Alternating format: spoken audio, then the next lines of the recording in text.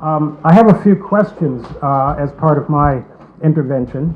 I would like to ask the representatives from both Shell and Chevron, do you have, or does anybody in your company have, copy of the environmental assessment produced by USAID recently for Ukraine, dated May 1st? Oh, you mean regulatory? The two volumes, Volume 1 and Volume 2. Does anybody in your company have copies of those documents? We do have a copy of regulatory review for shale gas development. Nobody in your company has ever seen a copy of the EA that was discussed with the ministry and circulated inside of Ukraine? Seems not. Pardon me? Probably not, because... Can you please yes. check after... Yes? I'm sorry, did somebody say yes? Yes, it's my colleague. I haven't seen this person. No, my question is whether somebody has it. Yeah, seems so, yeah. My name is Jacqueline Henderson. I work for the United States Embassy. I am project manager for this MOU for Ukraine and the United States. And as I explained to you yesterday, and I'll explain to everybody in this room, this report has not yet been released. What you saw was preliminary and complementary to EPL, since you helped collaborate some of the information that we gathered. It is not out for public consumption at all. Thank you, Ms. Henderson. I did not ask you whether it was out for public consumption. I asked a different question. May I ask the question again? Whether anybody in the oil companies has a copy. I'm not talking about the public, I'm talking about the oil companies. As far as we're concerned, they're the public because it is a government-to-government document. It is not out for public for consumption or for purchase by any entity. That includes the oil and gas companies. Thank you, Ms. Henderson. I understand that your answer contradicts the answer from a member of Shell who said they have seen it or they have a copy. But I understand that you're not... They do not have a copy. Okay, then my question comes to you, Ms. Henderson. My understanding is that that document has been in existence for at least 2 months, and in draft form for about 7 months. That is not correct. The full report is not available for public consumption because there are still clearance processes going on in Washington, so it is not available for public consumption. I understand your question about availability. I didn't ask about that. I asked about completion. The document, even if you wish to change a word or two, was completed on May 1st, and in fact the executive summary was circulated, so we know the date of the document. My question is not whether you wish... May I finish, please? May I finish, please, and then I'll give you the floor. Thank you. My question is not whether the U.S. government wants to keep this document secret. It obviously has been keeping it secret for some time. And my question is, why won't Washington, D.C. release this document? What is it that needs to be reviewed? Most of the document is technical. I'm sure you're not going to change the science in the document. You wouldn't do that. Science is science. Facts are facts. The fact is that if this document were being prepared in the United States, for the United States, it would be available. But in fact, it's being kept from the public of Ukraine, being kept from the members of this council, and that information is vitally important to any discussion. I can't even imagine how this discussion began without having that data, hundreds of pages of information that the U.S. government is still sitting upon. Now, would you like to answer about why you're sitting upon it other than technical review? Well, I can answer you, sir, and I really don't know what data you're talking about. All I can say about the document is that it is a part of what's called the United States-Ukraine Memorandum of Understanding on Unconventional Gas Extraction. And as far as the document is concerned, it is not being held from anybody. It was not written in order to benefit our U.S. companies. It actually is a government-to-government document, and as such, it is going through certain clearance processes. It will not speed up with grandstanding at certain meetings. It's still going to take its time to go through the processes. And I do promise you that it will be released to the entire public at one time. And the executive summary has gone around to give interested parties such as yourself a glimpse into what is in the document and to let you know that U.S. taxpayer dollars were spent to do a comprehensive evaluation. But when it is released, it will be released to everybody at once. And that's just the way it is. I'm sure you're aware that in the United States, Environmental impact documents are not It's kept. not an environmental May I impact. It's not an environmental impact document. It's an What it environmental is assessment. The it's- name is environmental assessment. It's on the cover. You know that. An environmental Just show me the assessment. cover and I can tell you what it is. It's an assessment about what regulations are in place, what regulations are lacking, what areas that the Ukrainian government needs to kind of beef up, both for industry and for protection of its own natural resources. That's volume 2. Both volumes. I'm Volume telling 1, do you want me to show you the cover? It says environmental assessment. You can show me what you like, but the actual issue is it is not available for debate between you and I. And my question is, It's not out for public. okay, I understand, fine, I will continue to the next question. I understand the secrecy will be preserved for a long time, and this is a Well, while government. he's saying that the secrecy will be preserved, I will tell everybody in the room, there is nothing secret about this document. The issue is, it is just not ready yet, and when it is ready, we will release it as planned. I will continue then, and I do understand that at the time of the Chernobyl nuclear disaster, there was nothing secret about the fact that the plant exploded. It simply was never told to anybody. When you won't release it to the public, you don't want to call it secret, that's fine, I'll accept it's non-public. To Shell and Chevron, I have this question. Do you need exemptions from any Ukrainian environmental laws in order to proceed? Our current understanding that Ukrainian law is, we made a full analysis of the Ukrainian legislation as well as all the practices of unconventional development in the United States and worldwide. Our understanding is that there is no kind of exemption which will require us to do things differently, not in compliance with Ukrainian legislation.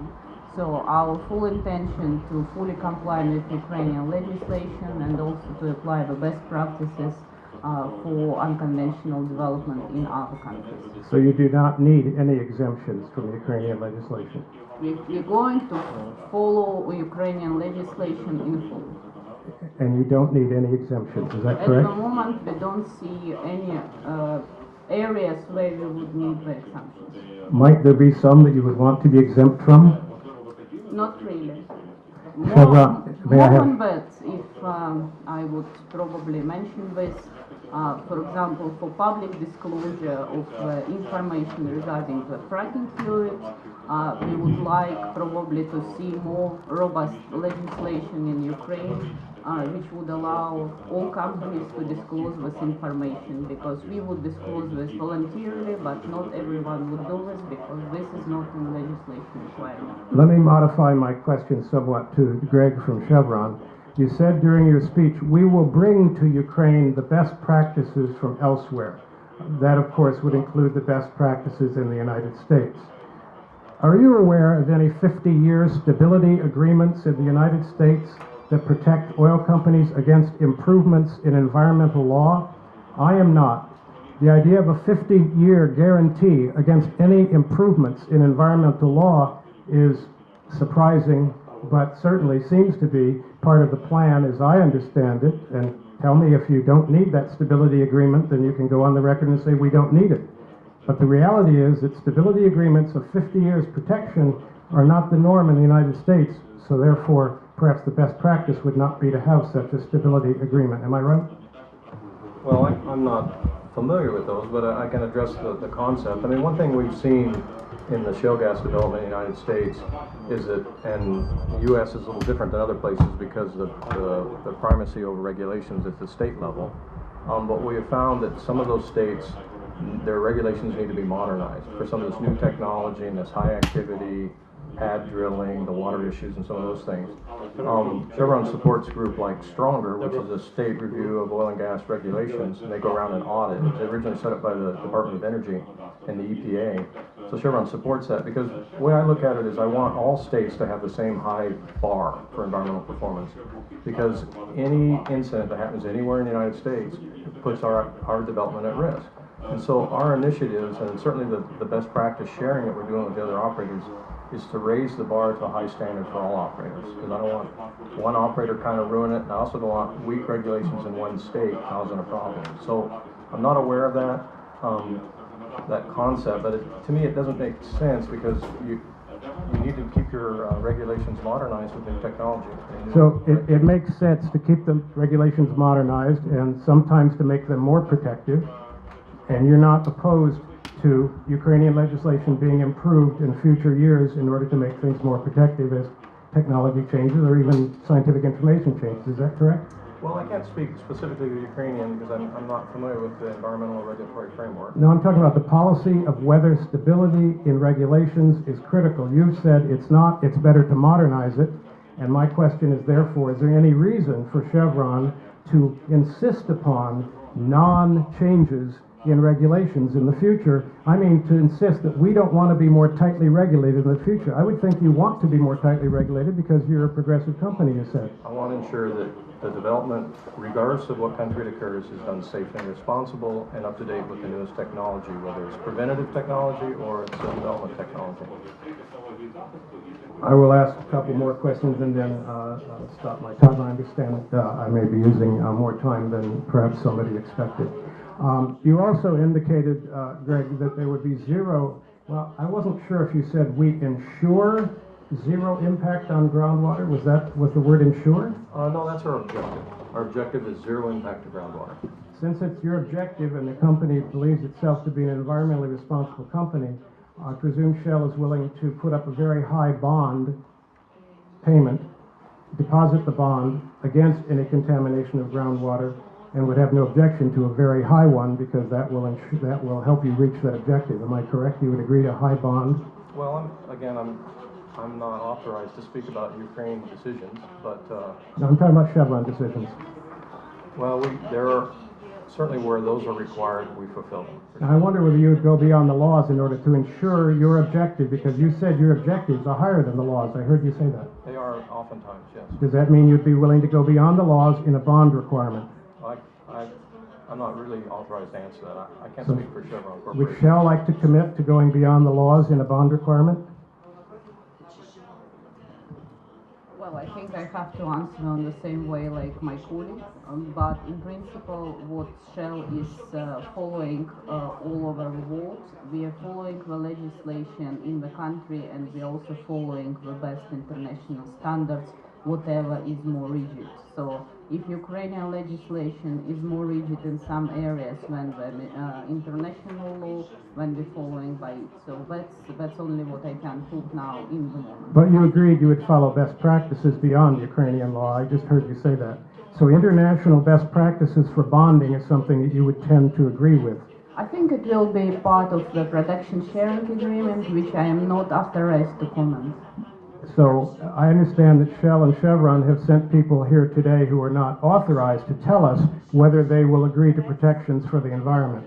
Thank you very much. I have one final remark, and that is that Greg said that we do an internal environmental health impact assessment. I didn't get all the words, but there was an acronym. Does Shell do the same? Yes, we do the same, in exactly the same process. It's an internal robust process, and we do this in consultation with the public, as well as we do this by internationally recognized companies. So my question is whether each of you will share with us your internal assessments for Ukraine. Will you share with us the assessment you actually did? We will share this assessment as soon as it will be completed. You will share the complete assessment. Will Chevron do the same? I'll have to ask my local colleague. Is that normally our practice? It would be an internal document, but I mean, certainly there's going to be content and open and transparency and engaging the community that we would review, sure. Well, I'm not interested in the parts of the document where say we're going to do this, we're going to bid on that. I'm interested in the assessment part. That presumably wouldn't be very internal because you aspire to the best practices and you're willing to be transparent about them. So you're willing to share all of the assessment that doesn't advocate policy? We'll have to make that decision here locally. And again, I'm not making those decisions. I'm here as an expert on our Marcellus operations. So thank you. Shell has committed to sharing the assessment when it's done. Chevron has not. And do you know about when it would be done? will be done closer to the end of the year. We have a London environmental company who is doing this assessment, and actually today we bring the project manager who is doing this assessment for us. So And will you be signing the production sharing agreement before it is done or after? no, the production sharing agreement is a different part of the. We're talking now about our first project. No, Our but- second project, Yeah.